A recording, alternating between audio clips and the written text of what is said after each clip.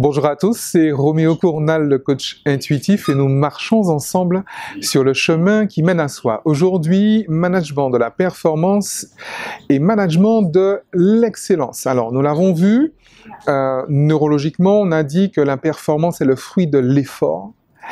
L'excellence est le fruit du moindre effort, c'est-à-dire que le management de l'excellence, c'est le management qui fait sens. Je rappelle rapidement, sans revenir sur tout ce qu'on a déjà vu sur les vidéos précédentes, un collaborateur performant va atteindre des objectifs qu'on lui a fixés avec les moyens qui lui ont été alloués dans un temps imparti et en respectant une certaine académie. Jusque-là, tout va bien, tout le monde comprend. Le collaborateur excellent sera un peu différent. Le collaborateur excellent, en fait, c'est celui qui se réalise personnellement. Il s'épanouit, il se réalise dans son poste, sur son poste de travail.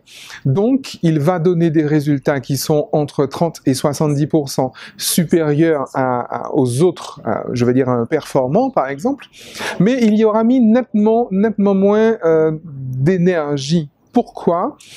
Parce que, précisément, il est passionné, tout simplement. C'est-à-dire que l'acte professionnel fait sens dans sa légende personnelle, pour employer une expression bien connue. Donc aujourd'hui, le management de l'excellence, c'est le management qui fait sens. Alors, on se retrouve encore souvent d'ailleurs dans des équipes, j'ai envie de dire, un peu hétérogènes.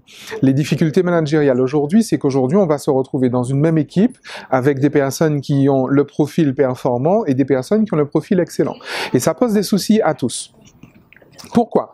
Parce que l'excellent, en fait, souvent, c'est un profil zèbre, un profil génération Z, un profil multipotentiel, haut potentiel. Il va arriver peut-être avec un petit quart d'heure, une petite demi-heure de retard, il va arriver en sifflotant, les mains dans les poches, là où ses collègues performants vont arriver avec une certaine pression, d'accord? Et vont véritablement s'engager nerveusement et émotionnellement. Il se trouve que le collaborateur qui sera excellent va atteindre ses objectifs très facilement. Pourquoi? Parce qu'encore une fois, il est mu par la passion, il a donc développé les 3 P, la performance, la précision plutôt, la persévérance et la prise de risque. Et donc, il est effectivement excellent, simplement parce qu'encore une fois, et j'insiste, il se réalise sur son poste de travail. Donc, à côté de ça, le collaborateur performant qui sera là, j'ai envie de dire, à but purement alimentaire, même si c'est aussi un sens que l'on peut donner à son travail, pourquoi pas. Mais le collaborateur qui sera là simplement à but alimentaire ne pourra pas avoir le niveau de résultat. Il ne pourra pas avoir le même niveau de résultat, or il va énormément s'investir. L'autre particularité, et c'est pour ça que ça pose problème également au management, c'est que le collaborateur excellent, il est complètement indocile. Et en réalité, en matière justement managériale, le gros travail à faire en matière d'innovation managériale, c'est véritablement faire le deuil du collaborateur docile. C'est-à-dire que le collaborateur qui va faire ce qu'on lui a dit de faire, parce que la hiérarchie lui a dit de faire, ça ne fonctionne plus.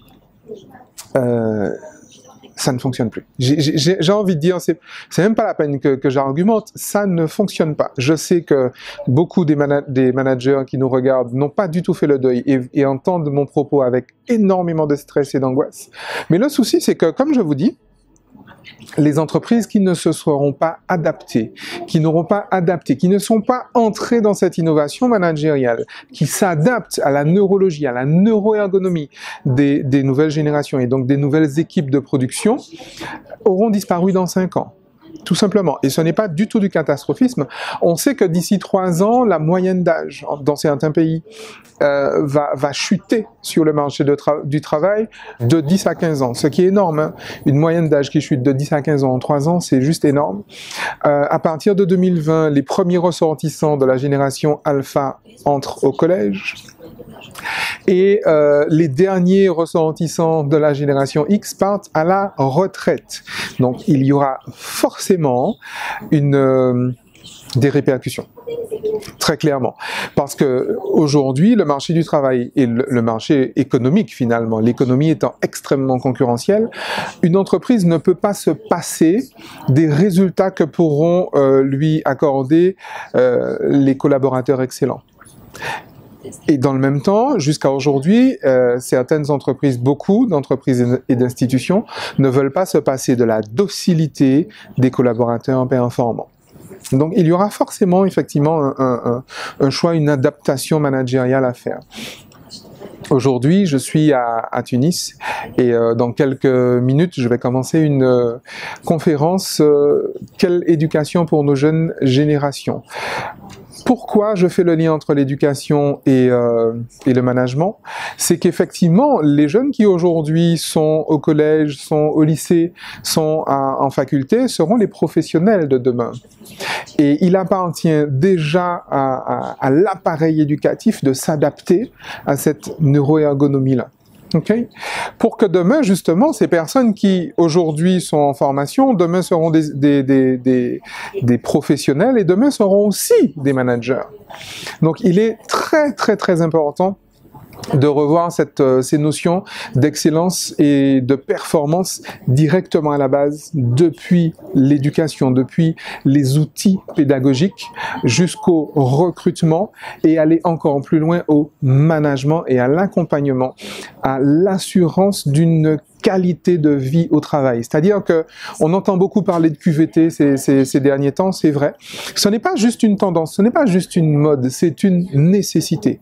Un collaborateur qui s'épanouit sur son poste de travail, un collaborateur qui est managé par le sens, va forcément donner des résultats nettement supérieurs. Et donc, c'est une véritable nécessité pour les entreprises que d'assurer une qualité de vie au travail, que d'assurer un management qui fait sens, que d'assurer que chacun des collaborateurs se retrouve, se réalise personnellement pour performer de façon professionnelle. Nous allons nous retrouver de toute façon autour de ce sujet. D'ici là, âme, usez-vous bien. Ciao.